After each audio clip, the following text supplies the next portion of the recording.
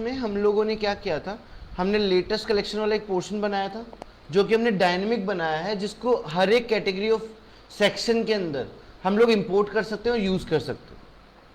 आज हम क्या करने वाले हैं, हम लोगों ने पहले ही ऑलरेडी एक एपीआई से प्रोडक्ट का जो डेटा है उसको फेच कर लिया था। आज हम उस डेटा को यहां से रेंडर करने वाले हैं।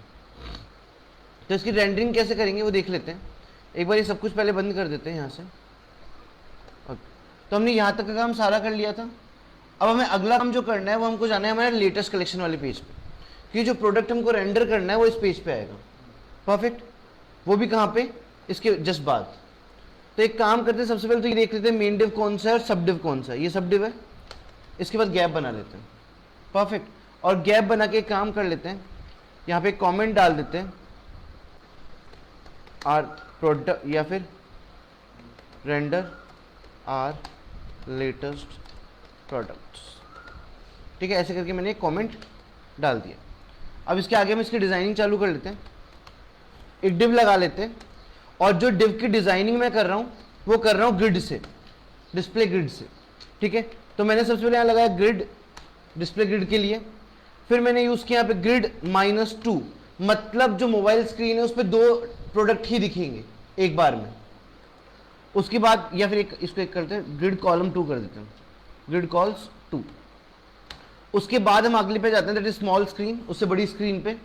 वहां पे हम ले जाते हैं ग्रिड कॉल्स, और इसकी कॉलम की साइज में करता हूं 3। ठीक है, 3 प्रोडक्ट दिखेंगे एक साथ। अगला मैं ले जाता हूं, इसको मैं करता हूं मीडियम स्क्रीन के ऊपर। यहां मैं करता हूं ग्रिड कॉल्स 4, और उसके बाद मैं ले जाता हूं लार्ज स्क्रीन के ऊपर, जो कि लैपटॉप स्क्रीन होती है। इस पर मैं करता हूं ग्रिड कॉल्स और 5 ले जाता हूं। उसके बाद हर एक मैं गैप बनाता हूं 4 का। और एक काम कर लेते हैं, ये गैप हम ले लेते हैं एक बार के लिए, पहले पूरा कंप्लीट ही लेते हैं, उसके बाद अगर जरूरत पड़ेगी तो इसको चेंज कर देंगे। ठीक है ना, यहां तक काम होने के बाद ये मेरा डिव बन चुका है। इसको मैं नीचे ले आता हूं और साथ में एक बार के लिए इसको हाइड करते हैं। परफेक्ट। अब मैं यहाँ पे रेंडर करने वाला हूं मेरे प्रोडक्ट्स। रेंडर करने के लिए मैप फंक्शन यूज करना पड़ेगा। उसके लिए सबसे पहले लगता है कर्ली ब्रैकेट। फिर ये देखोगे आपके प्रोडक्ट्स किस में आ रहे हैं। 10 प्रोडक्ट आपने निकाले थे किस में, लेटेस्ट प्रोडक्ट में। तो आप यहां आओगे और यहां लिखोगे latest products dot map function, और मैप फंक्शन लेता है एक एरो फंक्शन।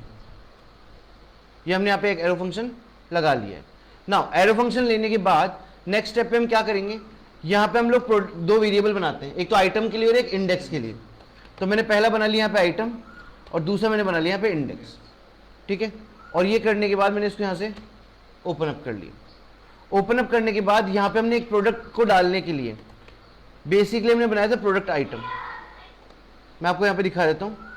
हमने प्रोडक्ट्स को रेंडर करने के लिए यहां प्रोडक्ट आइटम करके एक JSX बनाई थी, दिख रही है। हम ये रेंडर करने वाले हैं यहाँ पे। तो हम यहां पे लिख लेते हैं प्रोडक्ट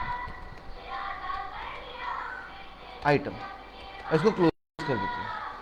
ठीक है, साथ में देख लेते हैं इसका इंपोर्ट तो हमारे पास है नहीं तो हम इसका इंपोर्ट भी लगा लेते हैं।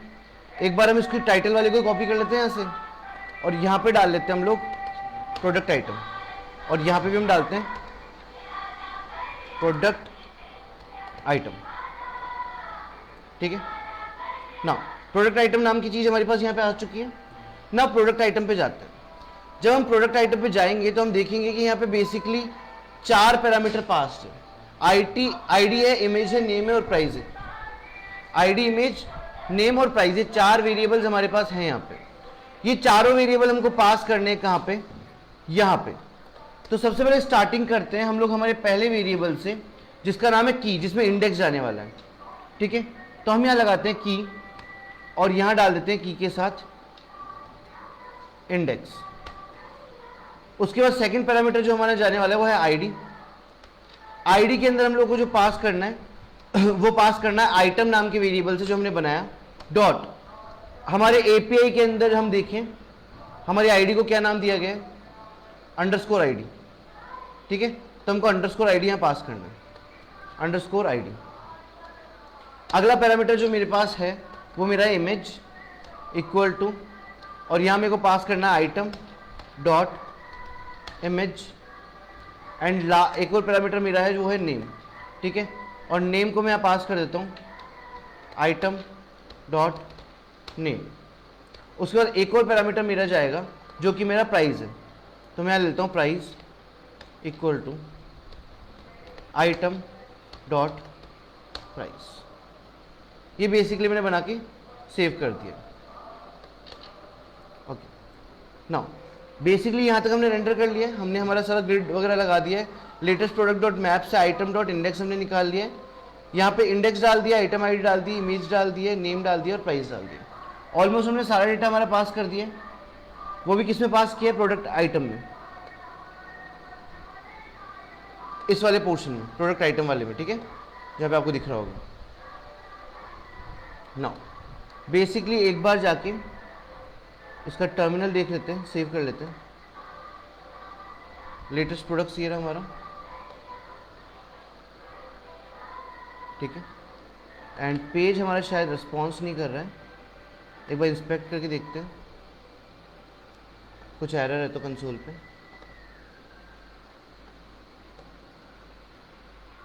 ओके, कंसोल पे एक एरर दिख रही है that is saying product item, कि प्रोडक्ट आइटम पे बेसिकली इसको कुछ तो एरर मिल रही है। तो एक काम करते हैं, एक बार प्रोडक्ट आइटम पे जाते हैं और जिस पर्टिकुलर पोर्शन पे इसको एरर दिख रही है उस पोर्शन को एक बार कमेंट कर देते हैं।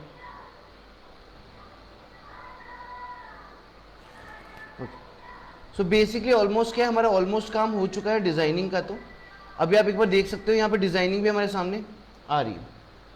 सिर्फ एक ही छोटी सी प्रॉब्लम आ रही है, जो हमारा प्रोडक्ट आइटम नाम का पेज है, वो प्रोडक्ट आइटम नाम का पेज यहाँ पे फैच नहीं हो पा रहा है, या वो यहाँ पे आ नहीं पा रहा है। तो ये जो एरर दिख रही है, बाकी आप देख लो टोटल उसमें 10 आइटम थे, तो डेटा आ तो रहा है, 10 आइटम का डेटा यहाँ पे 10 इंडेक्सेस बन तो गए हमारे, ठीक है, और हर इंडेक्स पे हम क्लिक भी कर रहे हैं। और यहाँ पे क्या पास हो रहा है, कुछ तो डेटा हमारा पास हो रहा है आईडी के अंदर। सो एक बार इस एरर को भी हम गो थ्रू कर लेंगे, रिकॉर्ड नहीं कर रहे, बट इसको एक बार अलग से हम लोग गो थ्रू करके चेक कर लेंगे कि इसमें एरर क्या है, और मैं आप लोगों को एक बार प्रेजेंट कर दूंगा कि जो भी इसमें एरर होती है वो एरर, ठीक है। इसके अलावा हम एक काम और कर सकते हैं, हमारा जब मेन पेज होता है, ये वाला मेन पेज, तो यहाँ पे हम जब लोगो पे क्लिक करते हैं तो लोगो पे भी एक लिंक हम ऐड कर देते हैं। तो लोगो पे लिंक ऐड करने के लिए हम लोग को जाना पड़ेगा हमारे नैव बार पे, या नैव बार पे हम आते हैं और नैव बार पे आके ऊपर ही ऊपर हमने लोगो लगाया है कहीं पे, ये रहा, इसको हम लोग सराउंड कर देते हैं एक लिंक टैग से, कंट्रोल एक्स कर लेते हैं, इसको यहाँ पे पेस्ट करते हैं, साथ में यहाँ जाते हैं और यहाँ लगाते हैं 2, और 2 के अंदर डालते हैं यहाँ पे स्लैश। एक बार चेक कर लेते हैं, परफेक्ट। मैं किसी और पेज पे मूव करता हूँ, होम पेज पे आ रहा है। तो यहाँ तक का काम हमारा अच्छे से हो चुका है। अब हम क्या कर लेते हैं, एक और चीज़ हम कर लेंगे थोड़ा सा डिज़ाइनिंग में, जहाँ पे हमने छोड़ के चला है, जहाँ बग्स थे हमारे पास, यहाँ पे जाने में पता नहीं चल पा रहा है कौन सा पेज ओपन है, तो इसको भी थोड़ा सॉर्ट कर लेते हैं। यहाँ पे जाने के लिए हम लोग यूज़ करते हैं index.css फाइल हमारी, जिसमें हमने CSS यूज़ किया, और यहाँ पे जाके हम लोग अप्लाई करते हैं @media query, और @media में हम लोग देते हैं यहाँ पे मैक्स विड्थ, और मैक्स विड्थ हम डाल देते हैं यहाँ पे 640 पिक्सल, जो कि मोबाइल स्क्रीन की होती है ना। यहाँ पे आने के बाद हम लोग यहाँ पे एक्टिव क्लास को टारगेट करेंगे जिससे वो ओपन हो रहा था, और यहाँ पे जाके चेंज कर देंगे बैकग्राउंड कलर, ये मैं करता हूँ ब्लैक, और कलर में कर देता हूँ इसका वाइट। सेव करते हैं, परफेक्ट, होम पेज ओपन है।